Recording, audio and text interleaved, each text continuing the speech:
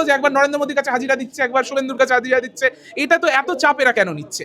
এই যে ২০ জন তাদেরকে আমি তো নাম দিয়েছি, তারা নিজেদের পার্টির নামটা G20 রাখতে পারেন, অর্থাৎ গদ্দার 20। তারা কেউ আর তৃণমূলের সাংসদ নয়। যেই ২০ জন গেছে, যারা এনসিপিআই নামক একটি দলে তারা যুক্ত হয়ে, একটা অনামী একটা দলে তারা যুক্ত হয়ে বলছিল আমরা এনডিএর সাথে যোগ করব, সেইটা আমরা দেখলাম সেটা ইতিমধ্যেই ভেস্তে গেছে।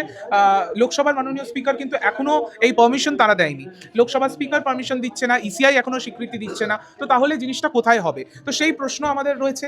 এবং এই যে ২০ জন তাদেরকে আমি তো নাম দিয়েছি, তারা নিজেদের পার্টির নামটা G20 রাখতে পারেন, অর্থাৎ গদ্দার 20। কারণ এই গদ্দারি করে করে তারা বাংলার মানুষের ভোট নিয়ে, বিজেপি বিরোধী ভোট নিয়ে তারা আজকে বিজেপির কাছে গিয়ে আত্মসমর্পণ করছে। এর থেকে লজ্জার আর কিছু হয় না। এদের মানুষ বলতে আমার লজ্জা করে, আমার ঘৃণা করে। তো সেই জায়গায় দাঁড়িয়ে আমার মনে হয় এরা এতবার করে যে এই কখনো নরেন্দ্র মোদীর কাছে, কখনো ভূপেন্দ্র যাদবের কাছে, কখনো শুভেন্দু অধির কাছে এই যে হাজিরা দিতে হচ্ছে, এত কেন চাপ নিচ্ছে এরা?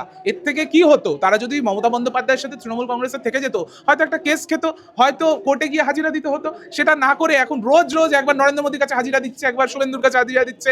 এটা তো এত চাপ এরা কেন নিচ্ছে? তো সেই জায়গা থেকে তারা নিজেদের কনস্টিটিউয়েন্সিতে যেতে ভয় পাচ্ছে, ভাবছে যে লোকে বোধহয় এই তেরে এলো। কারণ বাংলার মানুষ গদ্দারি পছন্দ করে না। বাংলার মানুষ সেই লাস্ট মির্জাফরকে দেখেছিল, আজও সবাইকে, আজও কিন্তু তার বংশ কিন্তু আজও ধিকৃত হয়। তো সেই জায়গায় দাঁড়িয়ে বাংলার মানুষ গদ্দারি বেইমানি পছন্দ করে না। বাংলার মানুষ চায় তারা যেই ভোটটা দিয়েছিল 5 বছরে তার জনপ্রতিনিধি তাকে সেই জায়গায় থেকেই সার্ভিস দিক। এবং কারোর যদি মনের পরিবর্তন হয়, কেউ যদি মনে করে আজকে আমি বিজেপিতে সামিল হব, তাহলে আমি ডাইরেক্টলি সামিল হব, আমি পদত্যাগ করব, আবার বাংলার মানুষের ম্যান্ডেট নেব, সেটা তারা না করে তারা বারবার এখানে যাচ্ছে ওখানে যাচ্ছে। আর এটা যদি বিজেপির কথাও বলি, বিজেপি বলেছিল পিসি চোর, ভাইপো চোর, তৃণমূলের সবাই চোর। তৃণমূলের যদি সবাই চোর হয়, তো তাদেরকে আপনারা নিজেদের সাথে নিচ্ছেন কেন, কেন সামিল করছেন? তো এই জায়গাতে দাঁড়িয়ে আমাদের দলের কিন্তু শুদ্ধিকরণ হচ্ছে। আমাদের দল থেকে সমস্ত গদ্দার, বেইমান, চোর, চিটিংবাজ, তোলাবাজ সমস্ত বেরিয়ে যাচ্ছে। এটা আমরা খুশি হচ্ছি, বিজেপিকে ধন্যবাদ যে আমাদের পার্টিটাকে এত ক্লিয়ার করার জন্য। কিন্তু বিজেপির যারা কর্মীরা, যারা ছোট ছোট কর্মীরা, কার্যকর্তারা, যারা কিনা এই বিজেপিকে ক্ষমতায় এনেছে, তাদের জন্য খারাপ লাগছে। তারা যাদেরকে চোর, বালিচোর, গরুচোর বলে বেরিয়েছিল, তারাই আজকে তাদের নেতা হচ্ছে। এটা খুবই দুর্ভাগ্যজনক। প্রত্যেক বছরের মতো এবছরেও 28শে আগস্ট তৃণমূল ছাত্র পরিষদের প্রতিষ্ঠা দিবস পালিত হতে চলেছে।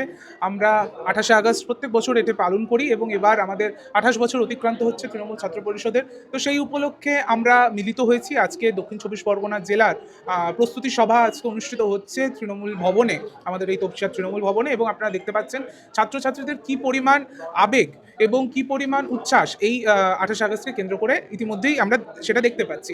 আমাদের মধ্যে উপস্থিত আজকে ছিলেন আমাদের শুভাশিস বাবু, আমাদের বৈশাদা, প্রিয়াঙ্কাদি, পাপাদা সবাই উপস্থিত ছিলেন। এবং তাদের উপস্থিতিতে আজকে দক্ষিণ 24 পরগনার শুধুমাত্র একটি জেলার ছাত্রছাত্রীরা যা ভিড় আজকে এখানে করেছে, তাতে বোঝা যাচ্ছে যে আমরা সম্পূর্ণভাবে 28শে আগস্টে মমতা বন্দ্যোপাধ্যায়ের বার্তা শোনার জন্য, অভিষেক বন্দ্যোপাধ্যায়ের বার্তা শোনার জন্য আমরা সর্বতভাবে প্রস্তুত। এবং এখান থেকেই বোঝা যায় যে তৃণমূলকে নিয়ে এই গত কিছুদিন ধরে যেই বিভিন্ন রকমের কনফিউশন ক্রিয়েট করার চেষ্টা হচ্ছে, কেউ বলছে যে ওইদিকে এনসিপিআই, কেউ বলছে ওই বালিশাটা তৃণমূল, ঋতব্রতপন্থী সোকল্ড, এই ব্যাপারগুলো যে চলছে সেগুলো আদতেও মানুষে খাচ্ছে না।